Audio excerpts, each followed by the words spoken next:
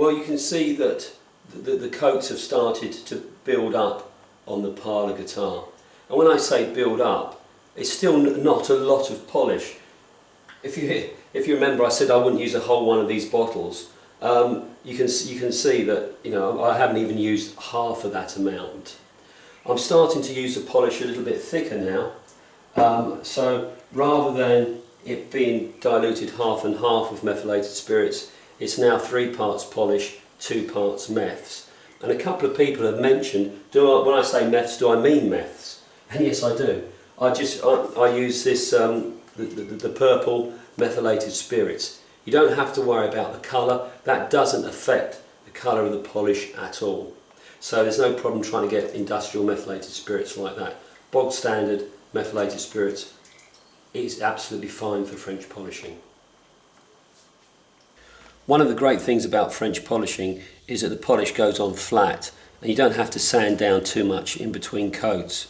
If I do any sanding, I don't like to wet sand. I use silicon carbide paper, and I don't use anything coarser than 500. If you use anything coarser than that, you put scratches into the polish that are a job to fill and to get rid of.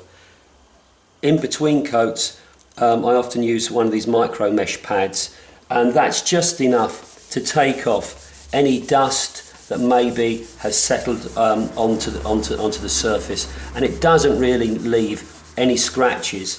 Say deep scratches from abrasive paper take quite a bit of filling up with the French polish, but that's fine for in between coats.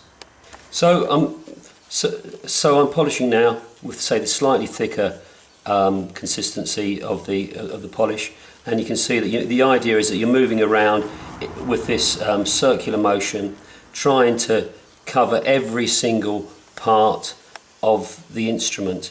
And now I've got a decent coating of polish on, I will actually start using some oil, because particularly with this thicker mix, the pad tends to stick. And I use olive oil, just ordinary cooking olive oil. Some people use baby oil, mineral oils, these sort of things, but olive oil seems to work well for me.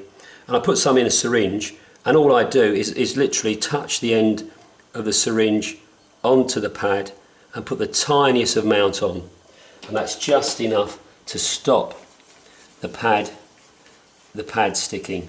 And I guess the one thing I've found as far as my technique of French polishing is concerned, use as little of everything as you possibly can. So a tiny amount of polish, tiny amount of olive oil, and I think that's the secret. Lots of coats, but put on very, very thinly. Now, of course, I don't spend all day polishing one instrument.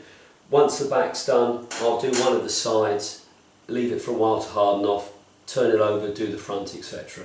So you need something else to do. So I thought you might find it interesting to see what other things are on the go at the moment. So let me just show you some of the other projects I'm working on. So this is one of the other guitars I'm currently working on, an arch top guitar. Although it's an arch top guitar, I'm using rosewood for the back and sides, and a flat back as opposed to one that's carved. As you can see, cut away. There's going to be a pickup at the end of the fingerboard here, and the next stage on this one is to carve the neck, and then once I've carved the neck, I need to make up a towel piece, and I've just made up a rough template here to get an idea of the shape that I'm going to use on the towel piece, and that needs to be cut from a piece of sheet brass. So that's one that's well on its way. Down here on this shelf, I've got some wood that I'm gradually preparing for an English walnut steel string guitar. So we've got the English walnut here. You can see that I've got, there's a Sitka spruce front for it. I've cut out already my trademark N out of mother of pearl. There's some burr walnut which I've glued onto a piece of plywood. That's in preparation for making a wooden rosette.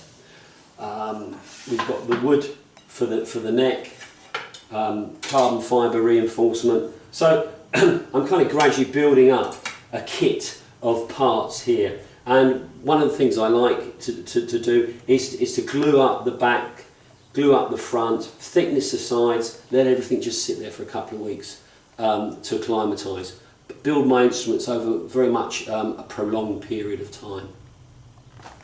And once that English walnut steel string is being constructed, this then is the next one. I've been working on a slightly different shape for a steel string. The client who's commissioned this wanted a guitar same dimensions as the OM shape, but a little bit more rounded. So been working that out on paper. It's always useful to have a full size drawing to get an idea of what it's going to look like. Well, I've had a good session today polishing the Parlour guitar. You saw earlier that I was using oil on the pad. Well, the oil leaves a residue over the whole of the guitar, and at the end of the day, once the polish has hardened off a little bit, you want to get rid of that oily residue. So I've got a clean pad here, and all I've got on the pad is some pure methylated spirit. I always hold the guitar with a rag if I can. So I've got just got pure meths on the pad and long strokes straight up the instrument, and that will have the effect of not only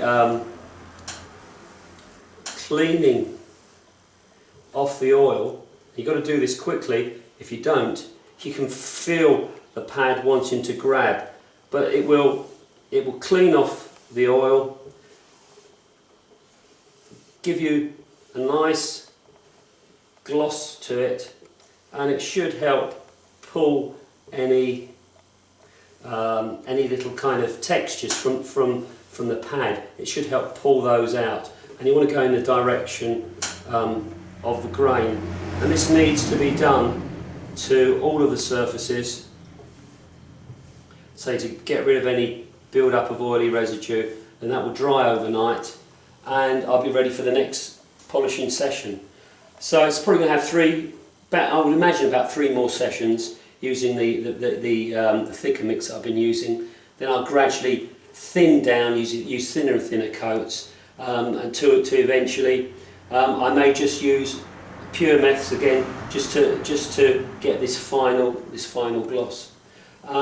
So that's really as much as I'm going to do on this one, on this today, and really the subsequent sessions will all be very similar to that. So I hope you found that of interest, and look forward to seeing you again.